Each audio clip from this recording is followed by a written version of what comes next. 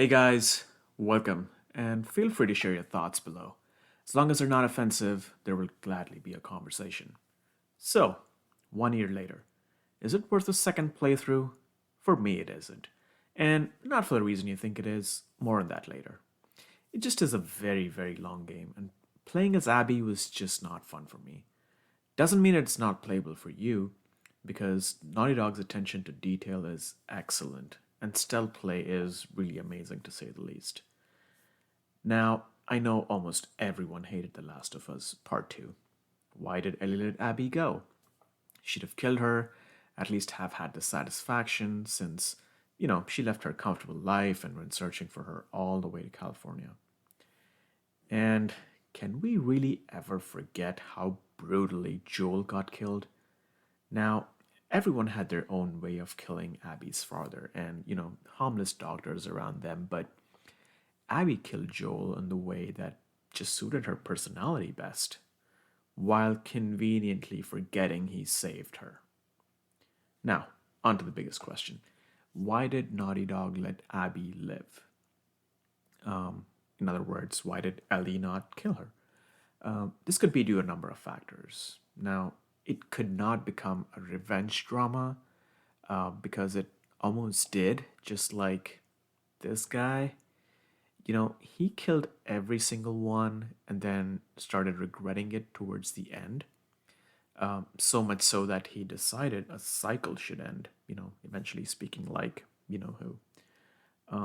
The Last of Us 2 could have become God of War, and it almost did. Because if you think about it, Ellie did end up killing almost everyone. Though I must say, I would have preferred Ellie killed Manny. I mean, the way that guy disrespected Joel. I mean, I get where he's coming from, but still, I wanted his death to be more brutal. The other part was the spaced flashback storytelling. It was just used way too much, way more than The Last of Us. Constantly switching between playing as Ellie and Abby and, Joel's scenes in between. It just spoiled the narrative for me.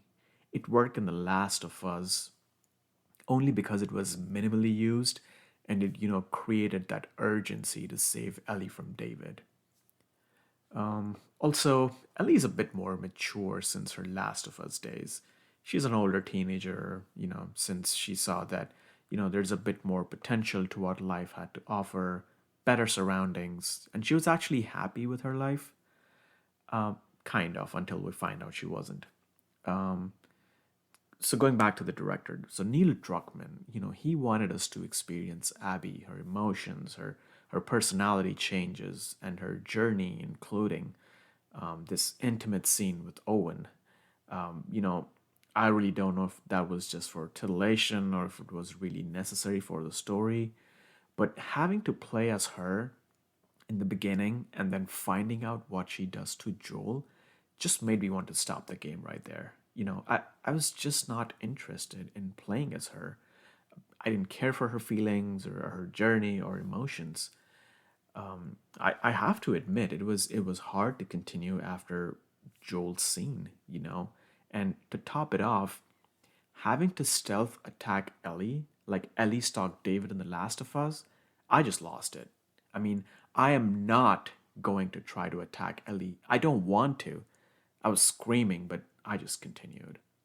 Oh, and it also gave me major flashback to Assassin's Creed 3. I don't know if you guys played that, but you know, where we play a character only to find out that he's a Templar, like WTF. You know, I'm not hating on Abby or the actor who played her. It's a game. I mean, I get that. It's just a character that I just didn't like. Plus, the game reminding us constantly that Ellie would have died for a cure, and she just continues raining on Joel until she, finds her peace at the end or whatever. Just not a fan of that. Like, Ellie, look, just move on already. Aren't you glad you're alive? I mean, this is what Joel wanted for you to be happy, live a long life. There's a gazillion people alive. And, people are actually killing each other more than clickers, bloaters, and shamblers. It's things like these that just made me dislike The Last of Us 2. I did not want to empathize with Abby or her father, but I had to patiently sit through a bonding scene between them both. Heck, made me think more about Ellie and the Joel trip that they make to the museum with dinosaurs. But and yeah, I don't care, Abby. You're not immune, and your dad would not have dissected your brain. So let's leave it at that. But, towards the end, Abby becoming protective of Lev, and then at the end, immediately cuts down Lev to take him to the shore. Uh, you know, Ellie still wants revenge because that's what she's there for, but having a child around her changed her perspective. Again, a reference to God of War, but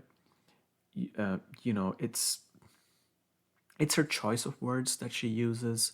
I can't let you leave because she needs closure. Plus, she already knows that Abby's bitten and won't live long. Isn't that what the guy told her? But here's where the game differs from God of War in the sense the antagonist is left to live, so she can get left to safety, which probably, think about it, Lev actually might kill Abby before she turns. So I don't know. Is that more fitting than she gets killed by someone she protects and loves? I don't know. It's hard to say. And how can we forget Abby actually let Ellie live? She let her go twice, and she doesn't attack Ellie at the end. She's like, "F it, I don't want it anymore." But this is twice that Ellie lets Abby go. Oh, I'm sorry. Abby lets Ellie go. Abby's already tired at the end, and she already forgave Ellie because, she's not as strong anymore. Or maybe because Ellie came down and just cut them loose and didn't just, she probably thought she saved them or something. Either way, Abby thinks she's done because she's going to die soon anyway. Now, my perspective, I honestly would have liked to see the sequel where Ellie also had a child that is immune and, would take the story forward.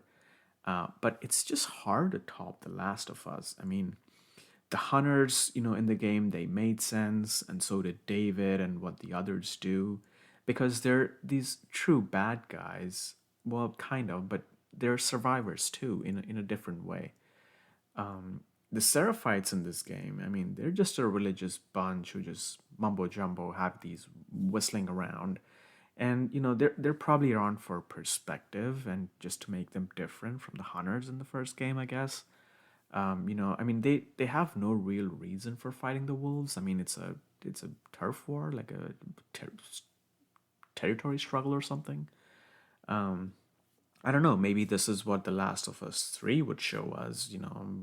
For all you know, we might be playing as Lev and fighting another set of new people and sky bridges and who knows. So, yeah, in my opinion, I don't think I can play it again. It's just hard to play as Abby and then, knowing what she did and, and just remembering Joel, it's kind of hard. So, I don't know. Hopefully, The Last of Us 3 will have a better story, but we'll find out. So that's it, guys. That's my opinion on the game. I just have some PS3 video gameplay that I recorded on the PS5. I'm gonna toss in some of those in there, but that's the best. I think I don't think I'll play it again. So thanks for watching, guys. If you like the video, just leave a like, subscribe to my channel. I post gameplay videos 3 times a week. So if you're interested, do drop a like and subscribe. Thanks, everyone.